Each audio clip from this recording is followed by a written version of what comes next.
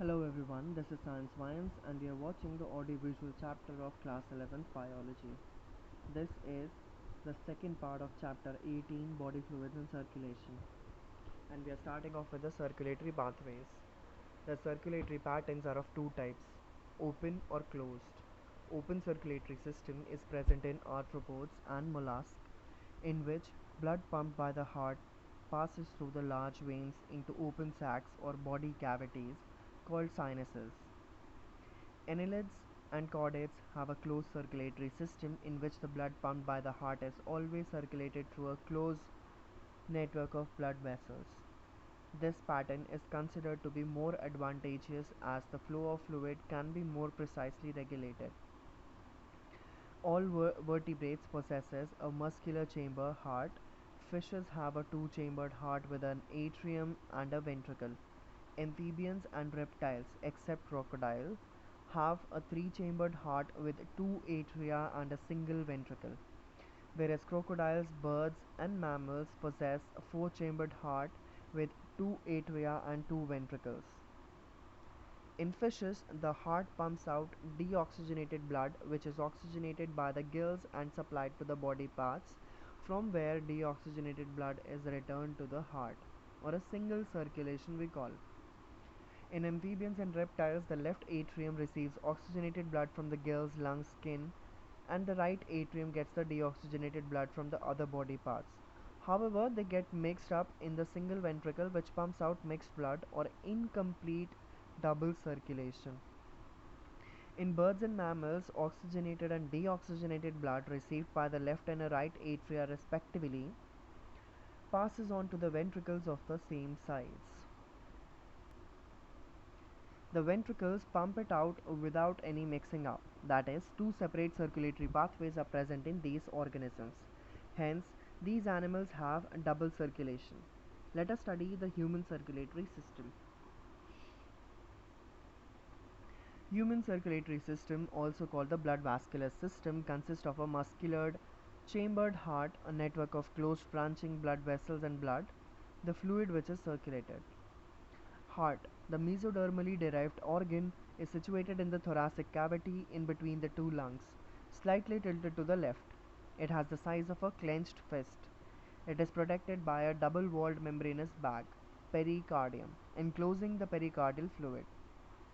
Our heart has four chambers, two relatively small upper chambers called atria and two larger lower chambers called ventricles. A thin muscular wall called the inner atrial septum separates the right and the left atria, whereas a thick walled, the interventricular septum, separates the left and the right ventricles. The atrium and the ventricle of the same side are also separated by a thick fibrous tissue called the atrioventricular septum. However, each of these septa are provided with an opening through which the two chambers of the same side are connected. The opening between the right atrium and the right ventricle is guarded by a valve formed of three muscular flaps or cusps, the tricuspid valve, whereas a bicuspid or a mitral valve guards the opening between the left atrium and the left ventricle. The openings of the right and the left ventricles into the pulmonary artery and the aorta respectively are provided with the semilunar valves. The valves in the heart allows the flow of blood only in one direction, that is from the atria to the ventricles and from the ventricles to the pulmonary artery or aorta. These valves prevent any backward flow. The entire heart is made of cardiac muscles. The walls of the ventricles are much thicker than that of the atria. A specialized cardiac musculature called the nodal tissue is also distributed in the heart.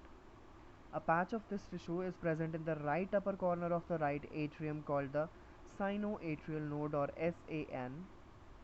Another mass of this tissue is seen in the lower left corner of the right atrium close to the atrioventricular septum called the atrioventricular node AVN. A bundle of nodal fibers or atrioventricular bundle AV bundle continues from the AVN, which passes through the atrioventricular septa to emerge on the top of interventricular septum and immediately divides into a right and a left bundle. These branches give rise to minute fibers throughout the ventricular musculature of the respective sides and are called Purkinje fibers. The nodal musculature has the ability to generate action potentials without any external stimuli. That is, it is auto-excitable. However, the number of action potentials, that is 70 to 75 per minute, and is responsible for initiating and maintaining the rhythmic contractile activity of the heart. Therefore, it is called the pacemaker. Our heart normally beats 70 to 75 times in a minute. Average 72 beats per minute. Okay, a fun fact or a serious fact, whatever you want to consider. SA node is known as the heart pacemaker, and the AV node is known as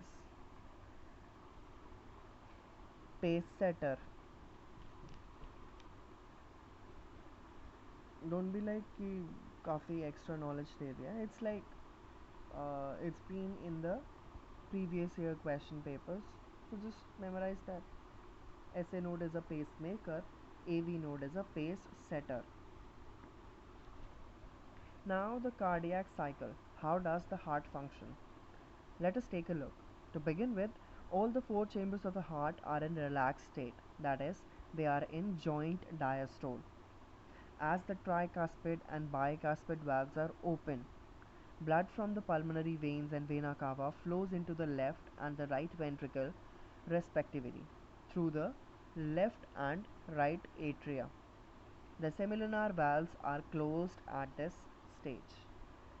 SAN now generates an action potential which stimulates both the atria to undergo a simultaneous contraction, the atrial systole. This increases the flow of blood into the ventricles by about 30%. The action potential is conducted to the ventricular side by the AVN and AV bundle, from where the bundle of His transmitted through the entire ventricular musculature. This causes the ventricular muscles to contract or ventricular systole. The atria undergoes relaxation or diastole, coinciding with the ventricular systole. Ventricular systole increases the ventricular pressure, causing the closure of tricuspid and bicuspid valves due to attempted backflow of blood into the atria. As the ventricular pressure increases further, the semilunar valves guarding the pulmonary artery on the right side and the aorta left side are forced open, allowing the blood in the ventricles to flow through these vessels into the circulatory pathways. The ventricles now relax, or ventricular diastole, and the ventricular pressure falls, causing the closure of semilunar valves, which prevents the backflow of blood into the ventricles. As the ventricular pressure declines further, the tricuspid and bicuspid valves are pushed open by the pressure in the atria exerted by the blood which was being emptied into them by the veins. The blood now once again moves freely into the ventricles. The ventricles and atria are now again in a relaxed or joint diastole state as earlier. Soon the SAN generates a new action potential and the events described above are repeated in that sequence and the process continues. This sequential event in the heart, which is cyclically repeated, is called the cardiac cycle, and it consists of systole and diastole of both the atria and ventricles. As mentioned earlier, the heart beats 72 times per minute. That is, that may that many cardiac cycles are performed per minute. From this, it could be deduced that the duration of a cardiac cycle is 0.8 seconds. During a cardiac cycle, each ventricle pumps out approximately 70 ml of blood, which is called the stroke volume. The stroke volume multiplied by the heart rate or number of beats per minute gives the cardiac output. Therefore, the cardiac output can be defined as the volume of blood pumped out by each ventricle per minute and averages 5000 ml or 5 liters in a healthy individual. The body has the ability to alter the stroke volume as well as the heart rate and thereby the cardiac output. For example, the cardiac output of an athlete will be much higher than that of an ordinary man. During each cardiac cycle, two prominent sounds are produced, which can be easily heard through a stethoscope. The first heart sound lub is associated with the closure of tricuspid and bicuspid valves, whereas the second heart sound dub is associated with the closure of semilunar valves. These sounds are of clinical diagnostic significance. Here we ends the second part of chapter 18, Body Fluids and Circulation, class 11th Biology. To watch more such videos, do subscribe the channel and press the bell icon so you don't miss any video. And if you want us to create more such videos on any other book or subject, do mention in the comment section please. Like and share the video to keep us motivated to create such content. Thank you for watching the video. Bye bye. Love.